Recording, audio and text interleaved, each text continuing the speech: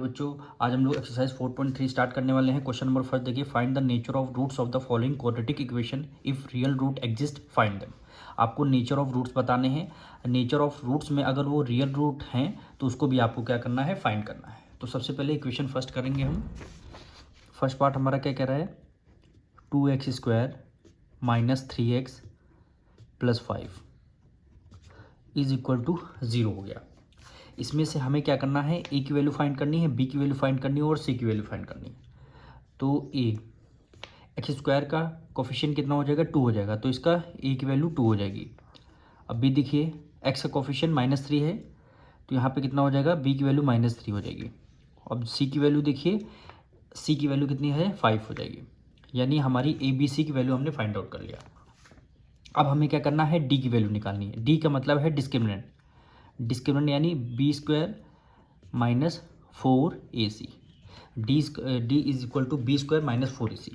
ठीक है, यानी D is equal to b की वैल्यू क्या है, -3 है, -3 कर दिया और बी के ऊपर स्क्वायर लगा है तो हमने स्क्वायर लगा दिया, माइनस से माइनस कर दिया, 4 एज इट इज़। ए की वैल्यू कितनी है, 2 हो गई और सी की वैल्यू कितनी हो गई, 5 हो गई। सी की वैल्यू 5 हो गई। अब देखिए, -3 मल्टीप्लाई बाय -3 यानी कितना हो जाएगा, 3 3 9 और मल्टीप्लाई में माइनस माइनस क्या हो जाते हैं, प्लस हो जाते हैं। माइनस से हमने माइनस कर दिया, 4 2 8, 8 5 40, कितना हो गया, 8 5 40 हो गया। अब ये देखिए, 9 आपका प्लस है, 40 आपका माइनस है, तो प्लस माइनस माइनस 40 में से 9 माइनस कर देंगे, कितना आ जाएगा, 31 आ जाएगा।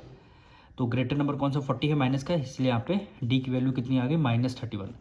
अब डी की वैल्यू -31, तो अगर डी की वैल्यू माइनस में आ रही है तो इसमें कोई रियल रूट एग्जिस्ट नहीं होंगे। तो हम यहाँ पे लिख देंगे नो रियल रूट एग्जिस्ट। अगर डी की वैल्यू माइनस में आ रही है तो आपके रियल रूट एग्जिस्ट नहीं होंगे। यही क्या हो जाएगा, आपका आंसर हो जाएगा। सेकंड इक्वेशन देखिए, 3x² minus 4 root 3x plus 4 is equal to 0। अब हमें क्या करना है, यहाँ से a की वैल्यू फाइंड करना है। यानी x² का कोफिशिएंट क्या है, 3 है, तो ये a की वैल्यू 3 हो गई। अब b की वैल्यू क्या होगी, x का कोफिशिएंट क्या है, -4 रूट 3 है, -4 रूट 3। अब c का कोफिशिएंट क्या है, 4 है, तो यहाँ पे ए बी सी की वैल्यू हमने फाइंड कर लिया। अब हमें क्या करना, डी की वैल्यू निकालना। डी का मतलब होता है डिस्क्रिमिनेंट। क्या होता है, डिस्क्रिमिनेंट। डी की फॉर्मूला क्या है, b² माइनस 4ac। डिस्क्रिमिनेंट का फॉर्मूला क्या है, b² माइनस 4ac। बी आपका क्या है, -4 रूट 3। तो बी को लिख लेंगे -4 और रूट 3। बी के ऊपर स्क्वायर लगा है तो हमने स्क्वायर लगा दिया, -4 मल्टीप्लाई ए की वैल्यू क्या हो गई, 3 हो गई। अब यहाँ सी है, सी की वैल्यू कितनी हो गई, 4 हो गई। इसको सॉल्व करना है हमें।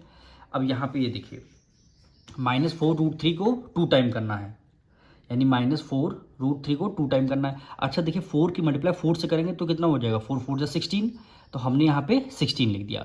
अब माइनस माइनस करेंगे, प्लस में आ जाएगा। अब यहाँ रूट 3 भी है, रूट 3 की मल्टीप्लाई रूट 3 से करेंगे, ये देखिए रूट 3 मल्टीप्लाई बाय रूट 3, यही तो होता है। अब यहाँ भी रूट 3, यहाँ भी रूट 3, तो हमने क्या किया, रूट 3 को रूट 3 मल्टीप्लाई बाय रूट 3, दोनों रूट थे तो हमने एक रूट रखा लगा के दोनों 3 लिख लिया। अब 3 का पेयर बन गया, तो यहाँ से एक 3 आपका बाहर आ जाएगा, तो वही यहाँ पे मल्टीप्लाई बाय क्या कर देंगे, 3 कर देंगे, क्योंकि 4 4 16, ये तो रूट से बाहर है, ये तो 4 की मल्टीप्लाई 4 से होगा, 16 आ जाएगा। रूट 3 मल्टीप्लाई रूट 3 करेंगे, केवल 3 आ जाएगा। अब यहाँ माइनस से माइनस कर दिया, 4 4 16, 4 की मल्टीप्लाई 4 से करेंगे 16, 16 3 48 हो गया। ठीक है, और यहाँ भी देखिए 16 3 48 होगा, -48, 48 में से 48 माइनस कर देंगे, 0 आ जाएगी। यानी डी की वैल्यू हमारी क्या हो गई, 0 हो गई। डी की वैल्यू अगर 0 है तो यहाँ पे लिखेंगे real and equal roots, equal root exist. यानी यहाँ पे रूट एग्जिस्ट कर रहे हैं। अगर रूट एग्जिस्ट कर रहे हैं तो हमें क्या करना होगा, रूट की वैल्यू निकालनी होगी। ठीक है, यानी एक्स की वैल्यू हमें निकालनी होगी। तो फॉर्मूला क्या होता है, यहाँ पे x is equal to -b, ये प्लस है, नीचे माइनस लगा देंगे, √d हो जाएगा, डिवाइडेड बाय क्या हो जाएगा 2a। यहाँ से इसको बोलते हैं एक्स की वैल्यू हमें निकालनी। अगर real and equal roots exist हैं तो हमें क्या करना होगा, रियल रूट्स निकालने होंगे। ठीक, यानी x इक्वल टू माइनस से माइनस कर दिया, b की वैल्यू कितनी है। अब देखिए b की वैल्यू यहाँ पे कितनी थी, माइनस तो यहाँ पे देखिए ऑलरेडी पहले से लगा हुआ है, माइनस तो यहाँ ऑलरेडी इस पर, यानी b की वैल्यू भी क्या है, -4 रूट 3 है, यानी b की वैल्यू भी क्या है, -4 रूट 3 हो गई। ब्रैकेट क्लोज, ये प्लस माइनस, ये देखिए plus minus, root under root D की वैल्यू हमने अभी फाइंड किया 0 आई है, डिवाइडेड बाय 2 मल्टीप्लाई ए की वैल्यू क्या हो गई, देखिए यहाँ पे 3 है, ए की वैल्यू यहाँ पे 3 हो गई। ठीक है, अब इसको यहाँ पे सॉल्व करना है, यानी x इज इक्वल टू, देखिए माइनस माइनस क्या होते हैं, प्लस होते हैं, तो ये वहाँ पे वैल्यू प्लस की आएगी, तो 4√3। ठीक, अब देखिए यहाँ पे 0, ये जितना ये जो टर्म है यहाँ पे 0 है, तो ये सारा क्या हो जाएगा, 0 हो जाएगा। यहाँ पे क्या मल्टीप्लाई बाय 0 कर देंगे तो ये वैल्यू क्या हो जाएगी, 0 आ जाएगी। तो इसको हम इग्नोर कर देंगे, केवल हमें ये वाला टर्म लिखना होगा, क्योंकि इसके बाद वाला टर्म हमारा क्या है, 0 है। इसके बाद वाला टर्म हमारा क्या है, 0 है, तो उसको हम छोड़ देंगे। 2 के मल्टीप्लाई 3 से करेंगे, 3 2 जा 6 आ जाएगा। अब ऊपर 4 नीचे 6, दोनों 2 के मल्टीपल हैं, यानी 2 2 जा 4 और 2 3 जा 6 आ गया। ठीक, यानी यहाँ पे लिख लेंगे, x इज इक्वल टू कितना हो जाएगा, √2√3/3 हो गया। ठीक, 2√3/3 होगा। आंसर आपका ये भी सही है, लेकिन जब आप पीछे आंसर चेक करेंगे तो इसमें आपको कुछ और दे रखा है। तो एक बार और करते हैं इसको, 2√3 हो गया। ठीक है, न्यूमरेटर को सेम कर देंगे। अब यहाँ पे 3 है, तो इसको हम कैसे लिख सकते हैं, अगर 3 हमें बनाना है तो हम क्या कर सकते हैं, √3 मल्टीप्लाई √3 करते हैं, करते हैं।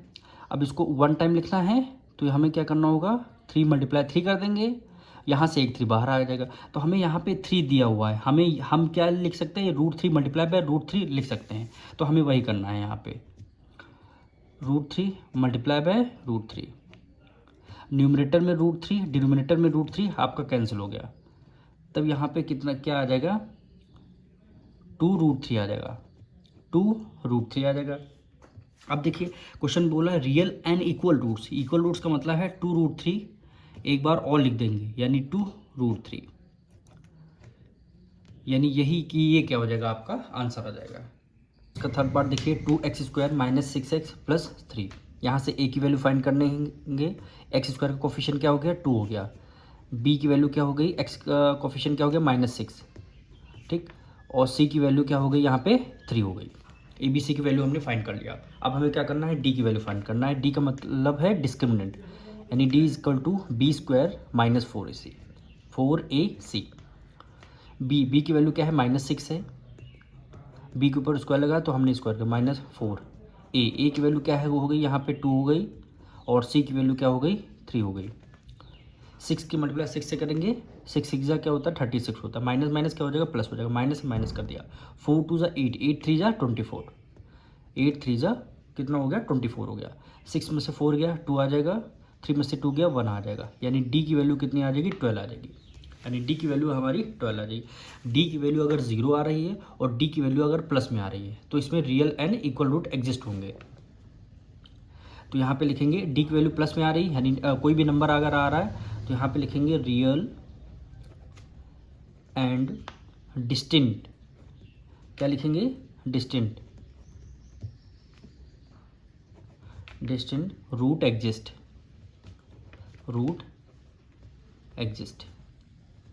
Real and distinct root exist, यानी कि डी की वैल्यू हमारी प्लस में आ रही है। अब हमें क्या करना है, यहाँ से एक्स की वैल्यू फाइंड करनी है, यानी एक्स इक्वल टू -b